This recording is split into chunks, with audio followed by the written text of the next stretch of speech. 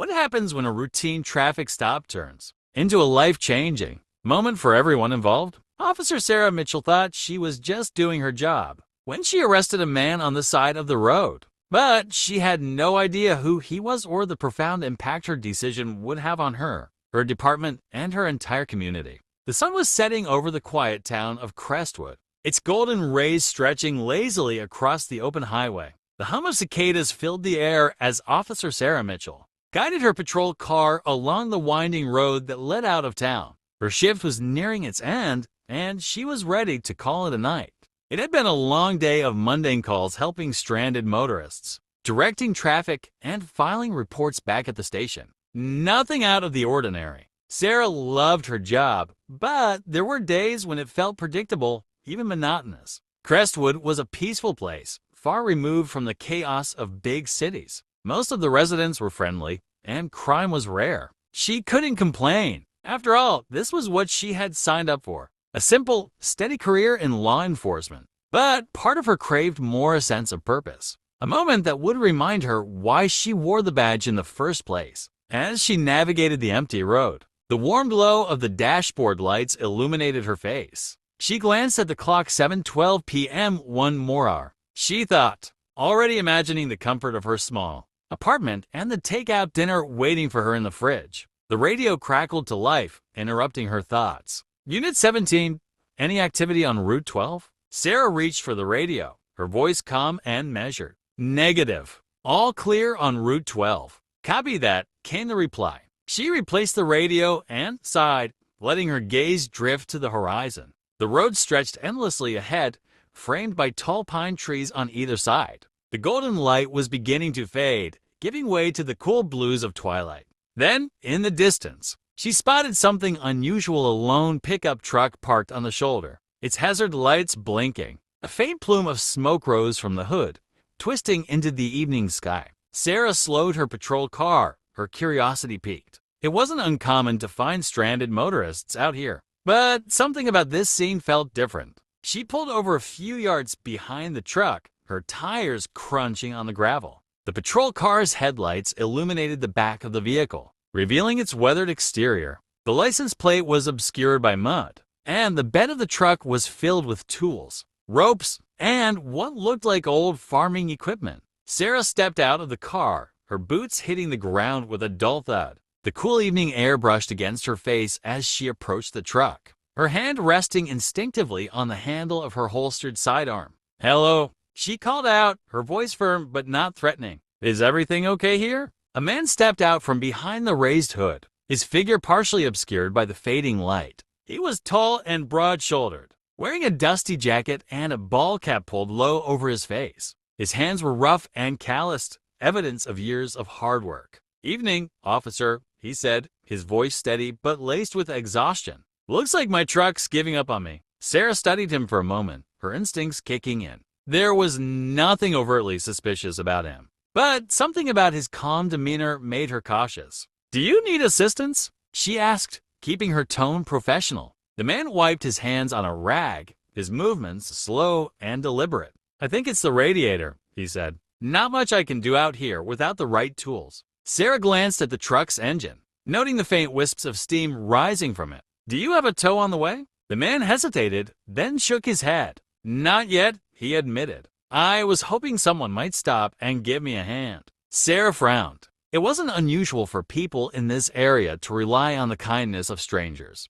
but something about his response felt off. She decided to probe further. "Do you have ID on you?" she asked, her voice firm but not accusatory. The man's posture stiffened slightly, though his expression remained neutral. "Sure," he said, reaching into his back pocket. He pulled out a worn wallet and handed it to her. Sarah opened it, her eyes scanning the driver's license inside. The name James Carter meant nothing to her, but she noted his age and address. He was from a nearby town, about 20 miles away. Everything seemed in order, yet the uneasy feeling in her gut persisted. "All right, Mr. Carter," she said, handing the wallet back to him. "Do you mind if I run your plate?" Carter's lips pressed into a thin line, but he nodded. "Go ahead," he said, stepping back toward the truck. Sarah returned to her patrol car and entered the license plate into the system. The search came back clean, no warrants, no red flags. Still, She couldn't shake the sense that there was more to this man than met the eye. She stepped out of the car and approached him again. "Everything checks out," she said, "but it's getting dark, and this isn't a safe place to be stranded. I can call a tow for you, or I can take you back to town." Carter hesitated, glancing at his truck as if weighing his options. "I appreciate the offer, officer," he said finally, "but I think I'll stay here and wait it out."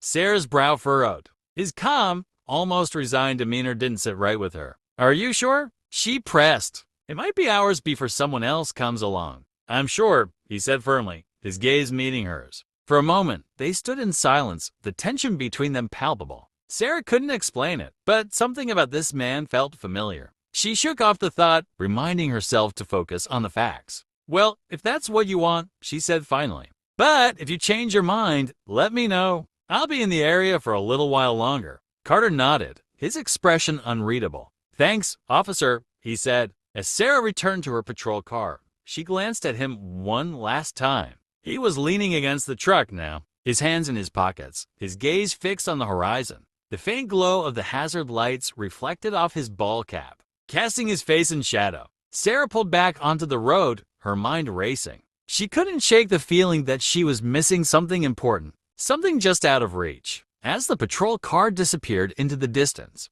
Carter turned his gaze toward it, his expression unreadable. Unbeknownst to Sarah, this was no ordinary man and her seemingly routine. Stop was about to unravel into something far more complicated than she could have imagined. The orange glow of the setting sun had long since faded, and the road was now bathed in the dim blue light of dusk. Officer Sarah Mitchell drove slowly down the winding highway, her headlights slicing through the darkness. Her thoughts lingered on the man she had just left behind a strange unease, tugging at her instincts. James Carter. There was something about him that didn't add up. He wasn't hostile, but his calm, almost resigned demeanor had unnerved her. Stranded motorists were usually anxious or irritated, not quietly composed. And while his ID and plates checked out, she couldn't shake the feeling that there was more to his story. It nagged at her, a whisper in the back of her mind that refused to be silenced. Sarah turned her patrol car around.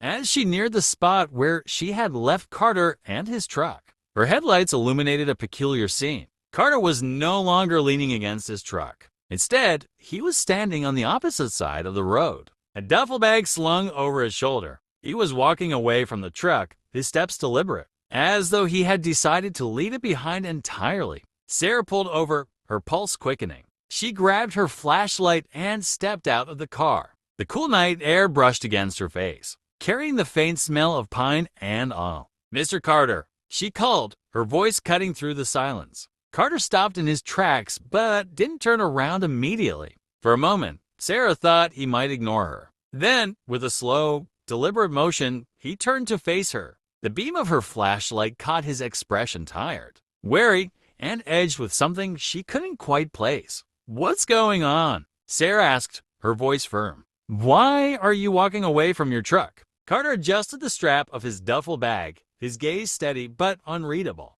"It's no use," he said simply. "Truck's dead. No point sticking around." Sarah frowned, stepping closer. "I told you I could call for a tow," she said. "There's no need to walk." "I'll manage," Carter replied, his tone even. But Sarah wasn't satisfied. The unease she had felt earlier was now a full-blown alarm. She shone her flashlight toward the duffel bag, her gaze narrowing. "What's in the bag?" Carter stiffened, his calm demeanor faltering for the first time. "Just personal stuff," he said, his voice quieter now. "Nothing you need to worry about." That was all the confirmation Sarah needed. Her instincts screamed at her that something wasn't right. She reached for her radio. "I need you to set the bag down," she said, her tone sharp. Slowly, Carter hesitated, his jaw tightening. "You don't need to do this, officer," he said, his voice laced with quiet frustration. "I said, put the bag down." Sarah repeated, her hand moving to rest on the grip of her holstered firearm.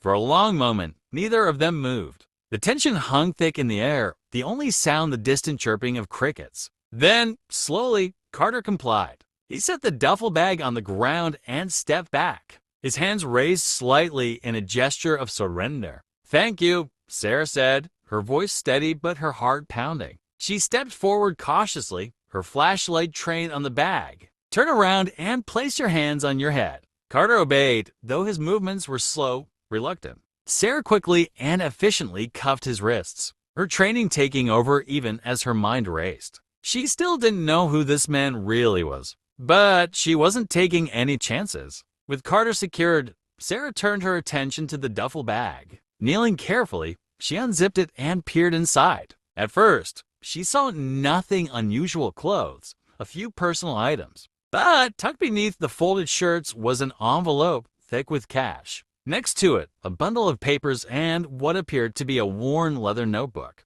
Sarah's brow furrowed as she pulled out the notebook and flipped it open. The pages were filled with handwriting names, dates, addresses. It wasn't immediately clear what it all meant, but the detail and precision suggested it was important.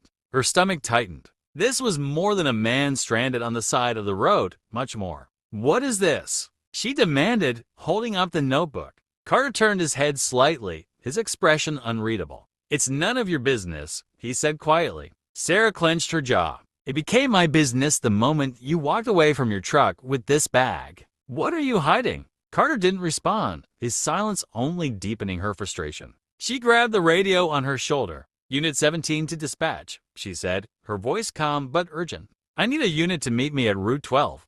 I have one in custody." "Copy that," came the reply. "Unit en route." Sarah exhaled, her grip tightening on the notebook. She had followed protocol, done everything by the book. But as she glanced at Carter, standing silently by the patrol car with his hands cuffed behind his back, she couldn't help but feel a flicker of doubt. Who was this man? And why did he feel so familiar? The ride back to the station was tense and quiet. Carter sat in the back seat, his gaze fixed on the passing trees, his expression calm but distant. Sarah stole glances at him in the rearview mirror, her mind racing with questions. What was in the notebook? Why did he seem so resigned, so unbothered by his arrest? "You're awfully quiet back there," Sarah said, her voice breaking the silence. "Anything you want to tell me?" Carter didn't respond at first. Then, after a long pause, he spoke. "You think you're doing the right thing," he said softly, "but you're not." Sarah frowned, her hands tightening on the wheel. "What's that supposed to mean?" "It means you've already decided I'm guilty of something," Carter said, his tone even. "But you don't know anything about me." Sarah felt a pang of guilt but quickly pushed it aside. "That's why we're going to the station," she said firmly. "We'll figure it out there." Carter didn't reply. He leaned back in his seat, his eyes closing as if the conversation was no longer worth his energy. When they arrived at the station, Sarah was met by her superior, Sergeant Daniels. He stood in the brightly lit lobby, his expression a mixture of curiosity and concern as Sarah led Carter inside. "Mitchell," Daniels said, his gaze flicking between her and Carter. "What's going on?" "I picked him up on Route 12, Sarah explained. "He was walking away from his truck with a suspicious bag, found cash and a notebook inside. Thought it best to bring him in." Daniels frowned, stepping closer to get a better look at Carter. Then, suddenly, his expression changed. His eyes widened, his jaw tightening as recognition dawned on his face. "Wait a second," he said, his voice low and tense. "Mitchell, do you know who this is?" Sarah blinked, confused. "No," she admitted. "Should I?" Daniels turned to Carter, his tone sharp. "Why didn't you say something?" he demanded. Carter met his gaze, his calm composure unwavering. "Would it have made a difference?" he asked quietly. Daniels exhaled sharply, running a hand over his face. "Mitchell," he said, turning back to her. "This is James Carter, the governor's son." Sarah's heart dropped. The fluorescent lights in the station's lobby seemed harsher now, illuminating every bead of sweat on Officer Sarah Mitchell's brow. Her stomach churned as Sergeant Daniels' words hung in the air, heavy and damning. "James Carter, the governor's son." Sarah turned slowly to the man she had cuffed and brought in, her heart pounding. He stood quietly, his broad shoulders relaxed, his calm demeanor unshaken. There was no arrogance, no anger, just a quiet, knowing look in his eyes, as though he had anticipated this moment all along. What she managed to say, her voice barely above a whisper. Daniels rubbed his temples, frustration and disbelief flashing across his face. "You didn't recognize him?" he asked sharply. "No," Sarah stammered, her voice rising slightly in defense. "I mean, he didn't say anything." "How was I supposed to know?" Carter's lips curved into a faint, almost bitter smile. I didn't think it would matter, he said simply. Sarah's jaw tightened. Of course it matters. If I had known, would you have treated me differently? Carter interrupted, his tone sharp but calm. His question cut through the tension like a blade, and Sarah felt the weight of it settle heavily on her chest. She began, but her words faltered. Daniels stepped forward, his commanding presence silencing them both. Mitchell, take a deep breath, he said, his voice steady but firm. We'll handle this, but we need to do it by the book. No more mistakes. Sarah nodded, swallowing hard. Yes, sir. Minutes later, Sarah found herself sitting across from Carter in the cold, sterile environment of the interrogation room. The walls were bare, the fluorescent lights casting sharp shadows on the metal table between them. Carter sat with his hands still cuffed, his expression unreadable as he leaned back in his chair. Sarah clenched her fists beneath the table, her mind racing.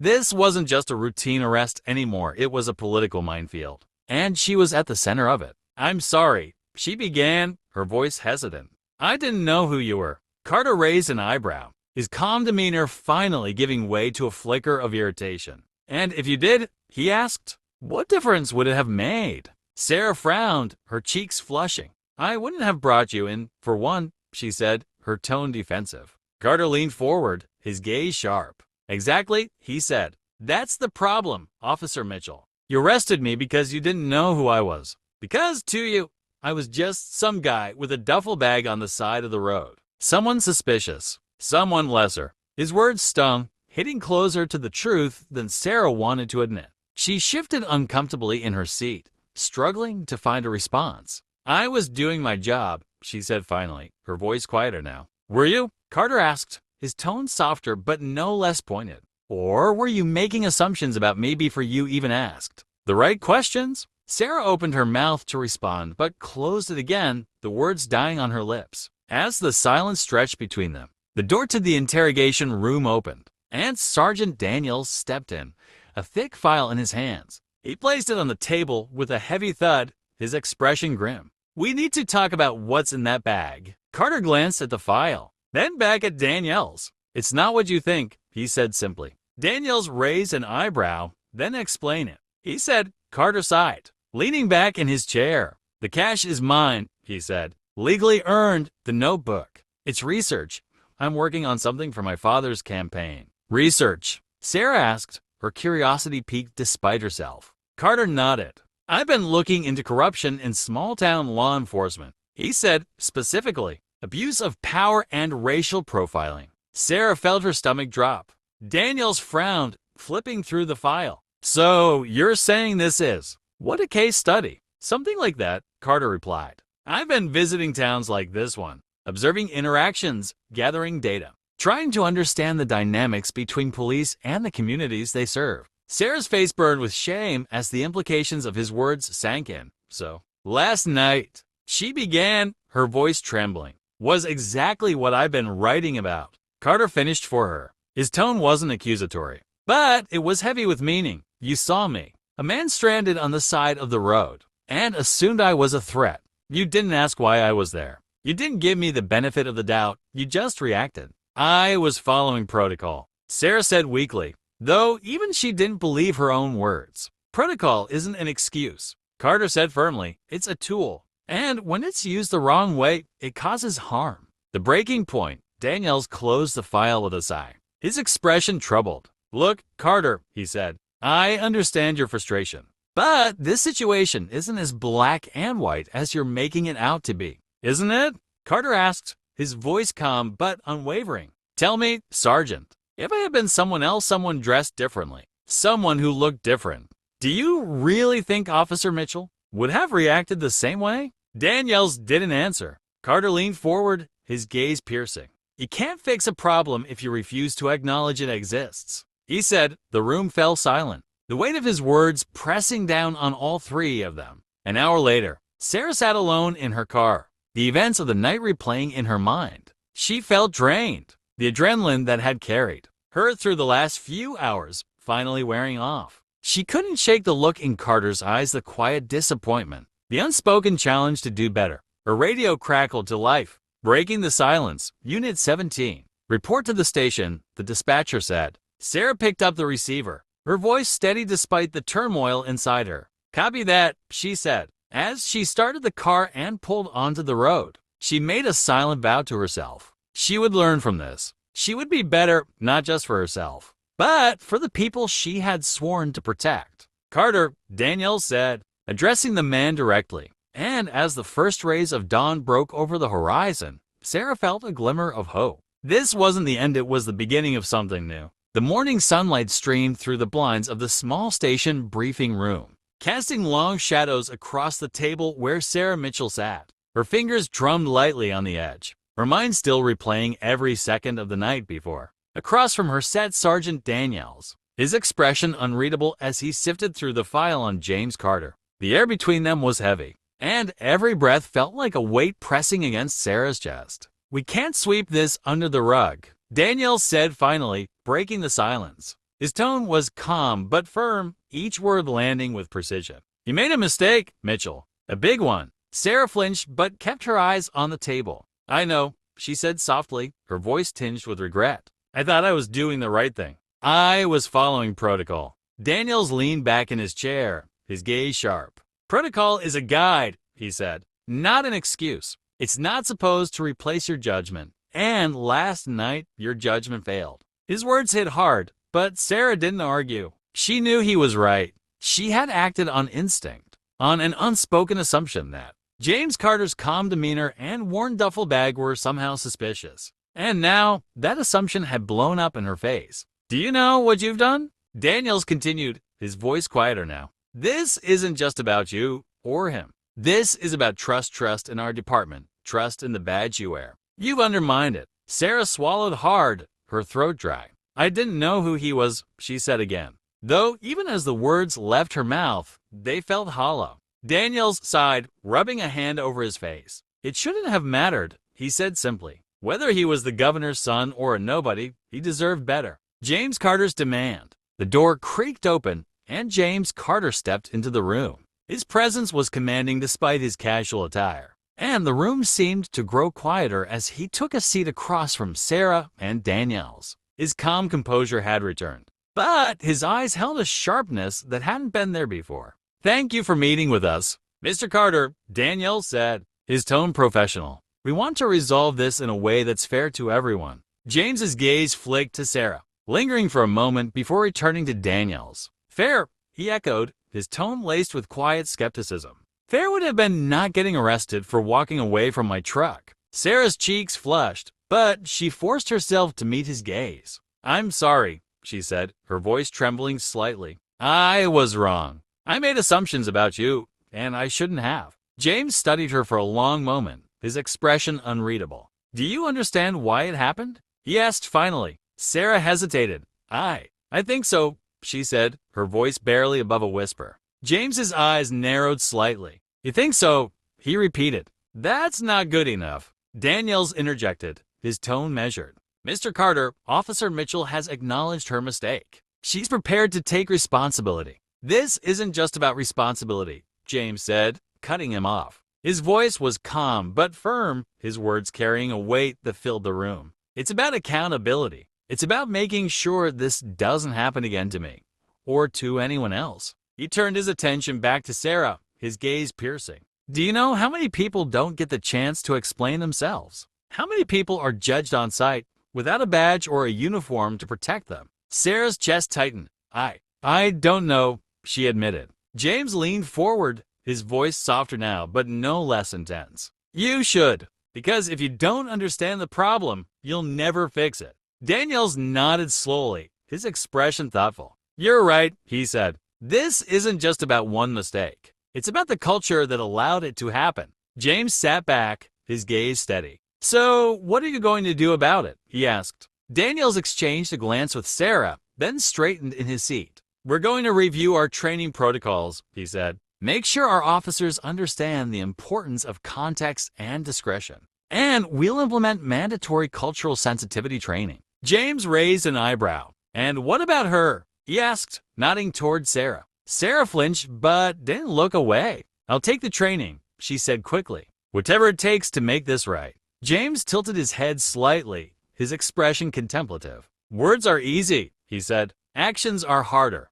"I know," Sarah said, her voice steady despite the lump in her throat. "But I want to do better. I need to do better." James studied her for a long moment, then nodded slowly. "All right," he said. "But no, I'm not letting this go. I'll be watching." News of the incident spread quickly through Crestwood, the small town abuzz with whispers and speculation. Some residents were outraged, calling for Sarah's resignation. Others defended her, insisting she had made an honest mistake. But for Sarah, the most difficult part was facing the people she had sworn to protect. The next day, she stood in the town square, her uniform feeling heavier than ever. She had agreed to speak at a community meeting, a chance to address the incident and take responsibility for her actions. The crowd was larger than she had expected, a sea of faces filled with curiosity, anger, and hope. James Carter stood off to the side, his arms crossed as he watched her with a measured expression. His presence was a reminder of the stakes, of the need to get this right. Sarah stepped up to the microphone, her heart pounding. She took a deep breath, then began. "I want to start by saying I'm sorry," she said, her voice clear but trembling. "I made a mistake. I let my assumptions get in the way of my judgment, and for that, I take full responsibility." The crowd murmured, their reactions mixed. Sarah pressed on, her gaze steady. "What happened that night wasn't just about me," she said. "It was about a system that allows bias to influence our decisions. I've learned it a lot in the past few days, and I know I still have a lot to learn. But I want you all to know that I'm committed to doing better not just for myself, but for this community." She glanced at James, who gave her a small, almost imperceptible nod. The meeting marked a turning point for Sarah. In the weeks that followed, she threw herself into the department's new training program, working alongside her colleagues to address the biases and blind spots that had led to her mistake. It wasn't easy. Every session was a painful reminder of the harm she had caused, but she refused to back down. James Carter stayed involved, attending meetings and offering feedback on the department's reforms. Though his relationship with Sarah remained distant, there was a mutual respect between them, a shared understanding of the importance of their work. One evening, as Sarah was leaving the station, she spotted James standing by his car. She hesitated, then approached him. "Mr. Carter," she said, her voice tentative. He turned, his expression calm. "Officer Mitchell, I just wanted to say thank you," she said, "for giving me a chance to make this right." James studied her for a moment, then nodded. "Don't thank me yet," he said. "There's still a lot of work to do." Sarah nodded, a small smile tugging at her lips. "I know, but I'm ready." As she walked away, the weight on her chest felt a little lighter. The road ahead would be long and difficult. But for the first time, she felt like she was on the right path. The first rays of sunlight pierced through the tall pine trees that lined Crestwood's quiet streets, casting long shadows across the town square. The air was crisp and still, as if the town itself held its breath in anticipation. Officer Sarah Mitchell stood near the station steps, her uniform crisp but her face weary. This was the day she had dreaded and prepared for. The community meeting was scheduled to start at 8 a.m., and already a crowd was beginning to gather. News of her arrest of James Carter, the governor's son, had spread like wildfire, dividing the town. Some saw it as an honest mistake, while others called for her resignation. But Sarah knew today wasn't about public opinion. It was about making amends, taking responsibility, and proving that she could still serve this community with integrity. By 8:05 a.m., the square was filled with people, families, business owners, local leaders. In the front row stood James Carter, his arms crossed as he leaned against a post. His calm yet piercing gaze seemed to weigh every word and action unfolding before him. To Sarah, he was more than a witness. He was a reminder of the deeper issues she had yet to confront. Sarah stepped onto the small wooden platform that had been set up for the meeting. The podium felt enormous, its polished surface cold beneath her trembling hands. She took a deep breath, scanning the crowd. Familiar faces stared back at her neighbors, colleagues, even her old high school teacher. But their expressions were unreadable, and their silence felt deafening. "Good morning," Sarah began, her voice steady despite the storm of emotions swirling within her. "Thank you for being here today. I know the events of the past week have raised questions about me,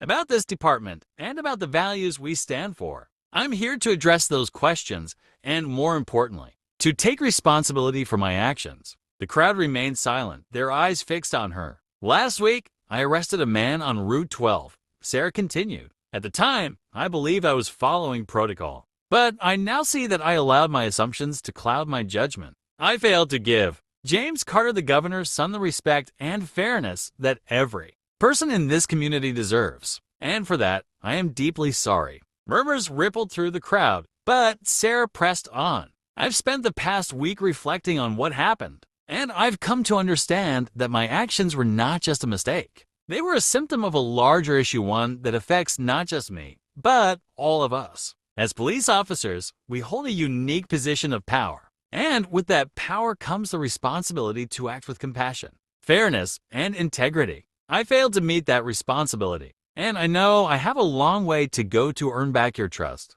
The murmurs grew louder now, as people began voicing their opinions. An older man in a plaid shirt raised his hand, his voice cutting through the noise. "You say you made a mistake," he said, his tone skeptical. "But how do we know it won't happen again?" Sarah nodded, acknowledging the man's question. "That's a fair concern," she said. "And the truth is, I can't undo what happened. But I can promise you this, I am committed to learning from this experience. I've already begun taking part in the department's new training programs designed to address bias, improve judgment, and ensure that every member of this community is treated with respect." A woman in the back crossed her arms, her expression doubtful. "It's easy to talk about change," she said. "But what about accountability? What are the consequences for what you did?" Sarah felt the sting of the woman's words but met her gaze head-on. "Accountability is important," she said firmly. "That's why I've accepted disciplinary action from the department, including mandatory retraining and a temporary suspension. I know that's not enough to fix the harm I caused, but it's a start." The crowd buzzed with mixed reactions. Some nodded in approval, while others exchanged skeptical glances. James Carter remained silent, his expression unreadable. After a few tense moments, James stepped forward, drawing the crowd's attention. He walked to the front, his hands in his pockets, and turned to face the gathering. "Let me say something," he began, his deep voice carrying over the murmurs. "I've spent the past few days thinking about what happened, and while I'm angry about the way I was treated, I also see an opportunity here, an opportunity for all of us to do better." He glanced at Sarah, his gaze steady but not unkind. "Officer Mitchell made a mistake," he continued. "But what matters now is how we move forward. She's taken responsibility, and she's committed to change. That's more than a lot of people are willing to do." James turned back to the crowd, his tone growing more passionate. "This isn't just about one officer or one incident. It's about how we, as a community, hold each other accountable. It's about making sure our police force serves everyone fairly, without bias or prejudice. And it's about ensuring that the next time someone like me is stranded on the side of the road, they're treated with dignity and respect." The crowd was quiet now, hanging on his every word. Even those who had been the most vocal in their criticism seemed to soften, their expressions shifting from anger to contemplation. Sarah felt a wave of relief as James stepped back, allowing her to retake the podium. She met his gaze briefly, silently thanking him for his support. "I know I have a lot to prove," she said, her voice steadier now. "And I know words alone aren't enough. That's why I'm not just asking for your forgiveness, I'm asking for your help. If we're going to build a better, more just community, we need to do it together. That means holding each other accountable. But it also means giving each other the chance to grow." A smattering of applause broke out, hesitant at first, but growing louder. Sarah felt her chest tighten not with fear, but with a renewed sense of hope. As the meeting drew to a close, Sarah stepped down from the platform, her legs shaky but her resolve strong. People began approaching her, some offering words of encouragement, others voicing their continued concerns. She listened to each one, knowing that rebuilding trust would take time. Later that evening, as the sun dipped below the horizon, Sarah found herself back at the station. The day had been exhausting, but it had also been cathartic. For the first time since the incident, she felt a sense of clarity, a sense of purpose. James Carter walked into the station, his demeanor calm but thoughtful. "I think you handled that well," he said, leaning against the doorway. "Thank you," Sarah said, her voice soft but sincere. "And thank you for speaking up. I don't know if the crowd would have listened to me without you." James shrugged. "It's not about me," he said. "It's about making sure something good comes out of all this." Sarah nodded, her gaze steady. "I won't let you down." James offered a small, approving nod before turning to leave. As the door swung shut behind him, Sarah leaned back in her chair, her mind racing with plans for the future. The road to redemption wouldn't be easy, but she was ready to walk it. For the first time in a long time, she felt like she was exactly where she needed to be.